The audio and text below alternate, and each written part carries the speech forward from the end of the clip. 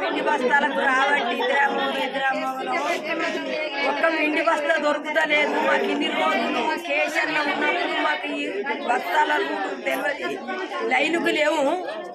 ఇక ఇట్లా ఆయన వచ్చి ఆయన గెలిచి ఇంకా ఆడోళ్ళకు ఇట్లా గోస పుచ్చుకుంటాడు. ఏమన్నంటే బస్సులు పిరిబడ బస్సులు పావడం పెడితేంది పెట్టకుంటే, ఆ బస్సులు పెడితేంది పెట్టకుంటే 3 పైసలు 3 రూపాయల బస్సు కిరాయికి నువ్వు రోజు ₹1 కోటి పడగొట్టి రైతులకు 2 లక్షల మాఫీ అన్నావు. 2 లక్షల మాఫీ చేయలేదు. ఇక నేను ఇంత రాజ్యం వెళ్తానని నువ్వు రాజ్యం వెళ్తాను వచ్చి రైతులకు ముంచుతాను. రైతులు దత్తాలు మేము పంట పెట్టకుంటే మేము పొలాలు పండకుంటే నువ్వు ఏం తింటావు? నువ్వు ఎక్కడికి తింటావు? నువ్వు రైతులకు ఏం పెడతావు? మేము అరవై కష్టపడతాను, మన్ను బుక్కి మన్ను కక్కుతాను.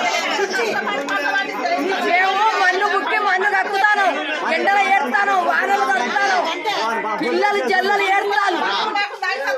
ఒక్కరికొక్కరు అన్నం దొరుకుతలేదు.